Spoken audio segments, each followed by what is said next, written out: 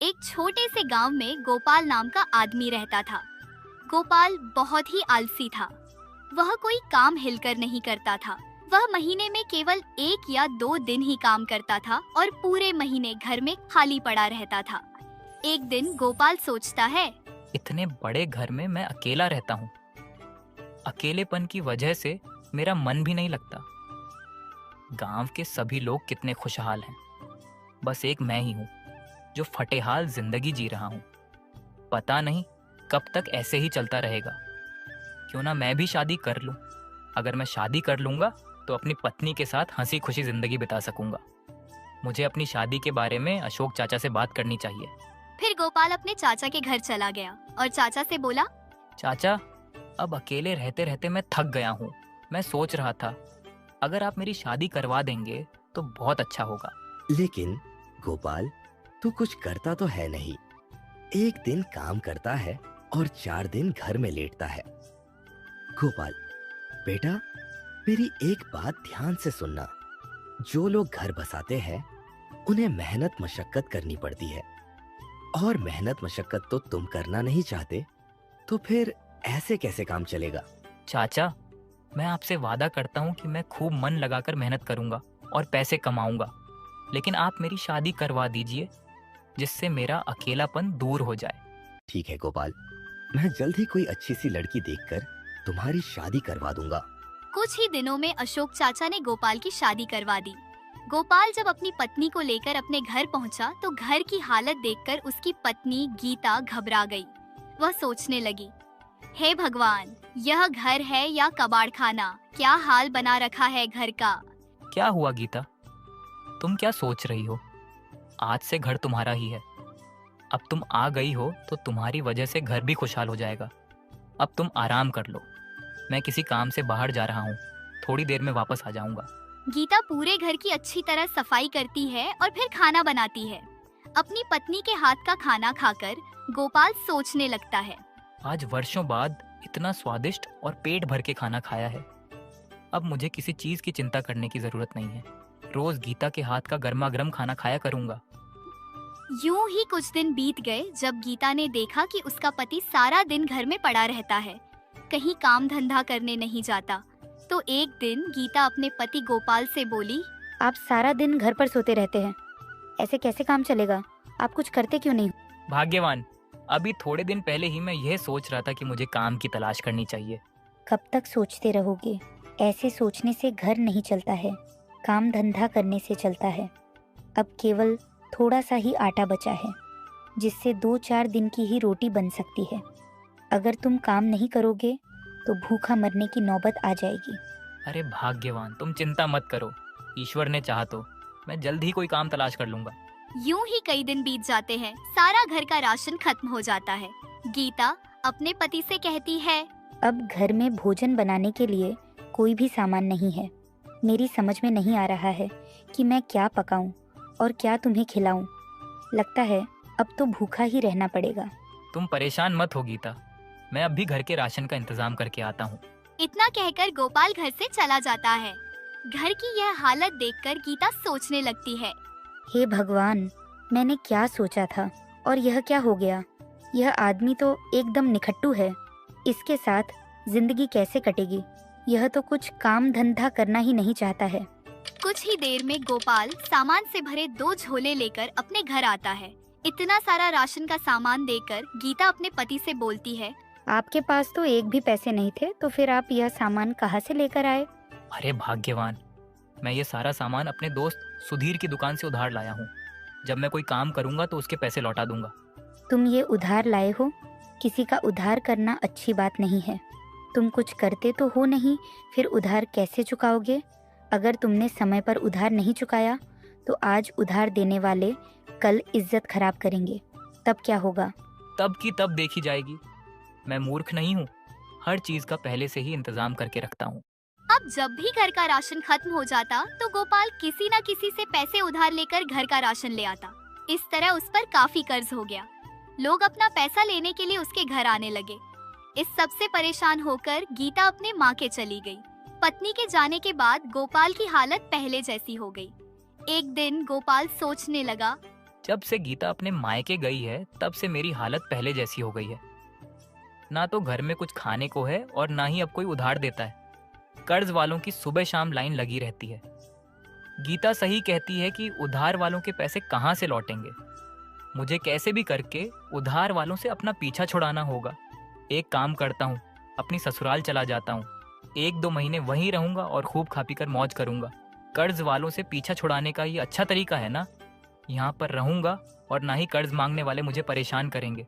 अगले ही दिन गोपाल अपनी ससुराल की ओर चल पड़ा। चलते चलते वह बहुत थक गया। पैर में बहुत दर्द होने लगा है। थोड़ी देर इस पेड़ के नीचे आराम कर लेता हूँ, वरना ससुराल पहुँचते पहुँचते तो मैं मर ही जाऊंगा। फिर गोपाल कुछ देर के लिए उस पेड़ के नीचे सो जाता है। कुछ देर आराम करने के बाद वह अपनी ससुराल की ओर चल पड़ा। थोड़ी दूर चलने के बाद गोपाल फिर से थक गया। कोई सवारी भी तो नहीं है जिस पर बैठकर मैं अपनी ससुराल जा सकूं। तभी गोपाल की नजर एक घोड़े पर पड़ती है। घोड़े को देखकर गोपाल खुशी से झूम उठता है। अरे वाह, कितना खूबसूरत घोड़ा है। इससे बेहतर सवारी मेरे लिए और क्या हो सकती है। लेकिन ये घोड़ा है किसका? इसका मालिक कहीं नजर नहीं आ रहा।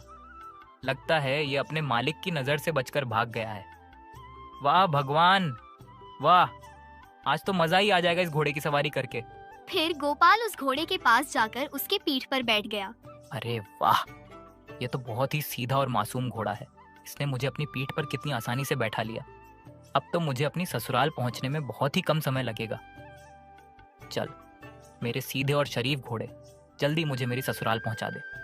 उसके बाद मैं तुझे पेट भर के काले चने खिलाऊंगा। गोपाल के कहते ही घोड़ा चलने लगता है। फिर वह बहुत तेजी से भागता है। घोड़े की रफ्तार इतनी ज्यादा हो जाती है कि गोपाल की हालत खराब हो जाती है। फिर गोपाल घोड़े की पीठ से नीचे जमीन पर गिर जाता है। हाय, मार डाला कमबख्त ने। मैं तो इसे बड़ा सीधा समझ रहा था, लेकिन ये तो एक नंबर का बदमाश निकला। आज मैं इस घोड़े की ऐसी मरम्मत करूंगा कि यह भी जिंदगी भर याद रखेगा कि मेरा भी गोपाल से पाला पड़ा था। रुक, अभी रुक, तुझे मैं अभी मजा चखाता हूँ। फिर गोपाल ने उस घोड़े को एक पेड़ से बांध दिया। उसके बाद उसे पीटने लगा। एकदम गोपाल के दिमाग में ख्याल आया कि कहीं इस घोड़े का मालिक मुझे घोड़े को पीटता हुआ देख न ले। अगर इसके मालिक ने मुझे देख लिया तो मेरी खैर नहीं होगी। फिर गोपाल उस घोड़े को पेड़ से बांधकर अपने ससुराल की ओर निकल पड़ता है। कुछ ही देर में वह अपने ससुराल पहुंच जाता है। अरे दामाद जी, आप, मैं अभी गीता से आपके बारे में ही बात कर रहा था। आपकी उम्र तो बहुत लंबी है। आप बताइए, सब ठीक ठाक है ना? हाँ ससुर जी, सब ठीक ठाक है। मुझे आपकी याद आ रही थी, इसलिए आपके दर्शन करने चला आया। पास खड़ी गीता सब समझ रही थी कि गोपाल झूठ बोल रहा है। वो तो मुझे लेने आया है। अरे गीता, तुम खड़ी खड़ी क्या सोच रही हो? बेटा, जाओ दामाद जी के लिए पानी वानी लेकर आओ। दामाद जी, मैं किसी काम से बाहर जा रहा हूँ, 1-2 घंटे में वापस आ जाऊंगा।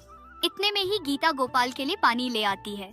फिर गीता गोपाल से कहती है, कैसे है जी आप? अरे भाग्यवान, मैं तो मौज में हूँ। तुम बताओ, तुम कैसी हो? जी, मैं भी ठीक हूँ। आप दूर से चलकर आए होंगे, थोड़ा आराम कर लो।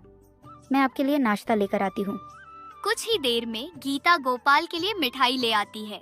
मिठाइयों की थाली देकर गोपाल अपनी पत्नी से कहने लगा, अरे भाग्यवान, तुम ये मिठाई क्यों लाई हो? मिठाई खा खा कर तो मेरा जी भर गया है।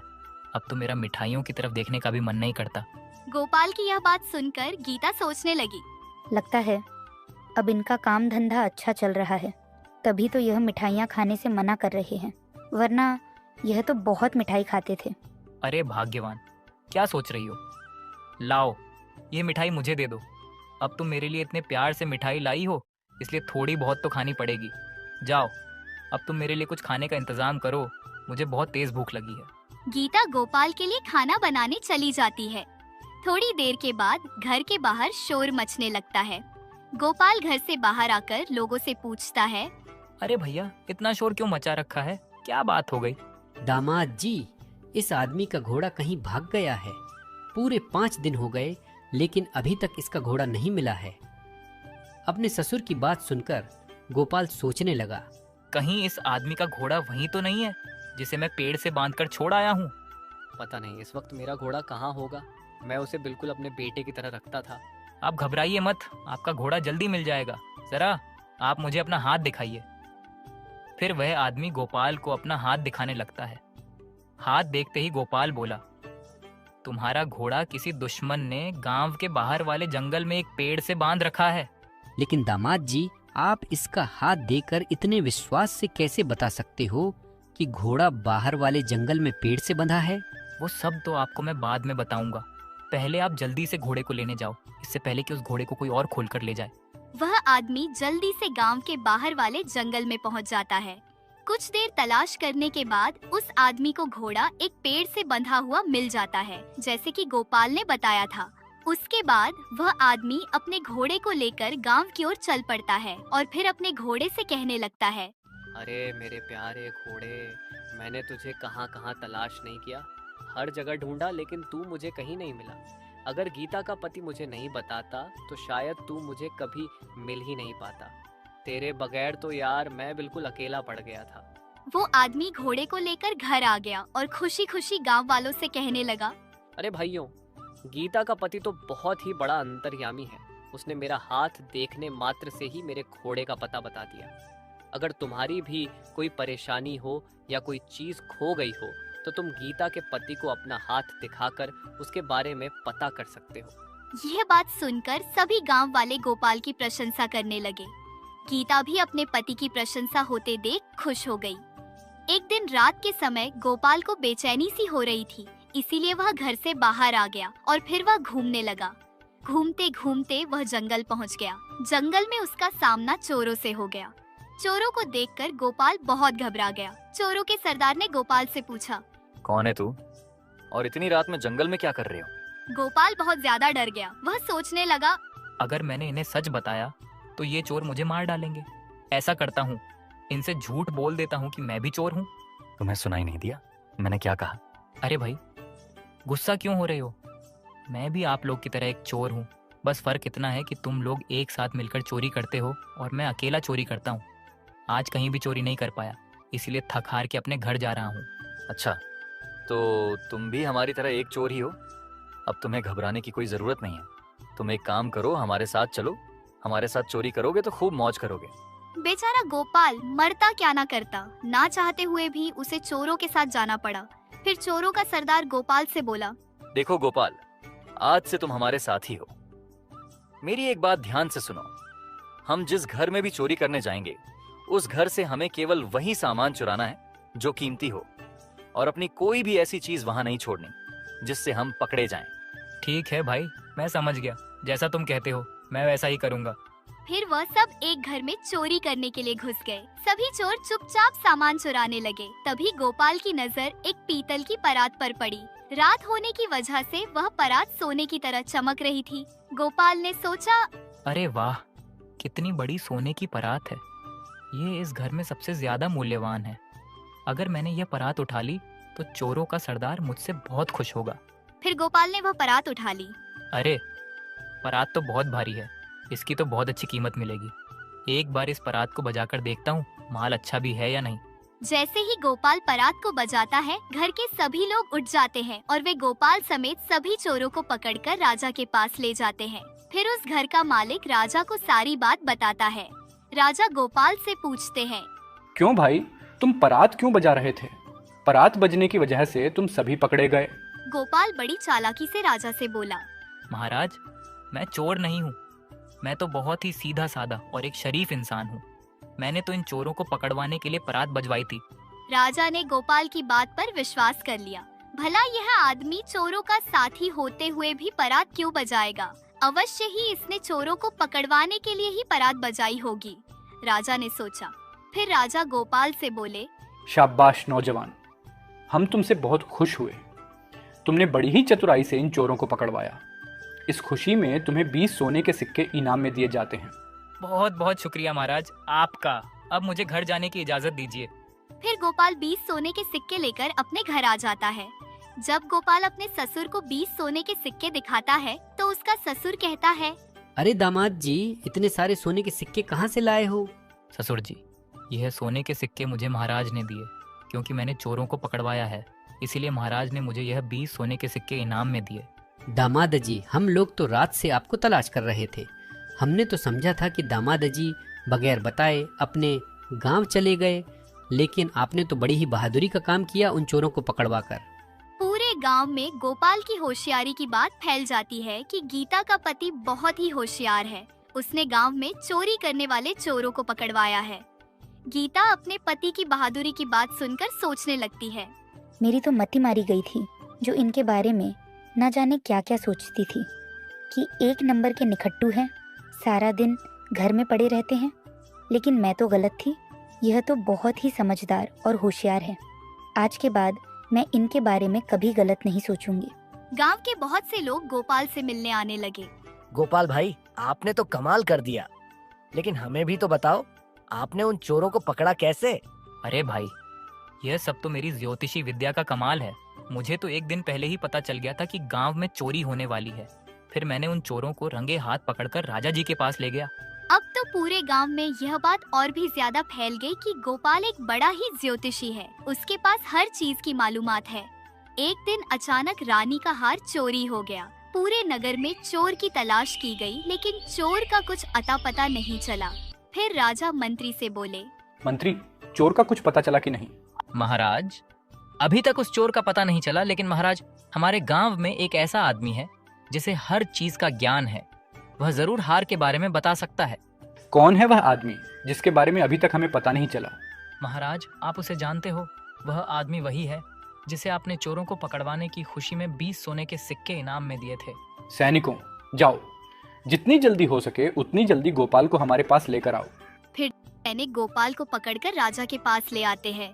फिर महाराज गोपाल से कहते हैं, सुना है कि तुम बहुत बड़े ज्योतिषी हो, तुम्हें हर चीज का ज्ञान है। थोड़ा बहुत जानता हूँ महाराज, ईश्वर की कृपा से। ज्योतिषी गोपाल, तुम वाकई बहुत अच्छे सोच वाले आदमी हो। जो लोग अक्लमंद होते हैं वे कभी खुद की तारीफ नहीं करते। अब तुम मेरी बात जरा ध्यान से सुनना। रानी का हार कोई चुरा कर ले गया है। तुम्हें हर चीज का ज्ञान है। अब तुम हमें बताओ, रानी का हार कौन चुरा कर ले गया है? तुम्हारे पास कल तक का समय है। कल तक रानी का हार मिल जाना चाहिए, वरना तुम्हारी खैर नहीं। जो हुक्म महाराज, कल तक रानी का हार जरूर मिल जाएगा। इतना कहकर गोपाल अपने घर चला गया और फिर सोचने लगा। अब क्या होगा गोपाल? मैं रानी का हार कहाँ से तलाश करूं? अगर मैंने कल तक महाराज को रानी का हार नहीं दिया तो वो तो मुझे सूली पर लटका देंगे। मुझे ये मेरे झूठ बोलने की सजा मिल रही है। अब मैं क्या करूं? हे ईश्वर, मेरी मदद कर। गोपाल यह सोच ही रहा था कि उसके पास उसकी पत्नी गीता आ जाती है। वह गोपाल से कहती है, क्या हुआ जी? आप इतनी उदास क्यों हुए? और आपको महाराज ने क्यों बुलाया था? महाराज को मुझसे कोई जरूरी काम था, बस इसी सिलसिले में बुलाया था। अच्छा, तुम जाओ और मुझे कुछ देर आराम करने दो, मैं बहुत थका हुआ हूँ। फिर गोपाल घर के बाहर चारपाई पर लेट गया। वह पूरी रात सोचता रहा कि कल राजा मुझे मार देगा, इसलिए उसे नींद भी नहीं आ रही थी। तो गोपाल उठकर बैठ गया और खुद से ही बातें करने लगा। आ रही निंदिया, सुबह राजा गर्दन काटे तुम्हारी, इससे पहले राजा तुम्हारी गर्दन काटे, उससे पहले तू आ जा। गोपाल यह बात खुद से इसीलिए कह रहा था, नींद तुम जल्दी आ जाओ, सुबह तो राजा मेरी गर्दन काट ही देगा। लेकिन गोपाल की बात उसके पड़ोस में रहने वाली औरत सुन लेती है, जिसका नाम निंदिया था। वह राजमहल में काम करती थी और वही रानी का हार चुरा कर लाई थी। गोपाल के मुंह से यह बात सुनकर वह औरत डर जाती है। अरे, लगता है गोपाल ज्योतिषी को मेरे बारे में पता चल गया है। अब वह राजा को बता देगा, फिर राजा मुझे और मेरे पति को मार देगा। फिर वह औरत गोपाल के पास पहुंच जाती है और गोपाल से कहती है, अरे, मुझे माफ कर दो ज्योतिषी, आप महाराज को मत बताना कि हार मैंने चुराया है, वरना महाराज मुझे और मेरे पति को मार देंगे। मुझे कैसे भी बचा लो, मैं लालच में आ गई थी। ठीक है, मैं राजा को तुम्हारे बारे में नहीं बताऊंगा। जाओ और हार मुझे ला करके दो। फिर निंदिया गोपाल को वह हार लाकर दे देती है। अगली सुबह हार लेकर गोपाल राजा के पास पहुंच जाता है और फिर वह हार राजा को दे देता है। रानी का हार देखकर महाराज बहुत खुश होते हैं और वह गोपाल से कहते हैं, गोपाल ज्योतिषी, तुम्हारा जवाब नहीं, वाकई हर चीज का ज्ञान है। हम तुमसे बहुत खुश हैं, इसलिए हम तुम्हें 100 सोने के सिक्के देना चाहते हैं। फिर राजा गोपाल को 100 सोने के सिक्के देकर विदा कर देते हैं। अब गोपाल के पास काफी धन इकट्ठा हो गया था। फिर गोपाल अपनी पत्नी को लेकर अपने गांव चला जाता है और वह अपना सारा कर्ज चुका देता है। उसके बाद गोपाल एक बहुत ही आलीशान घर बनाता है और अपनी पत्नी के साथ खुशी से जीवन बिताता है।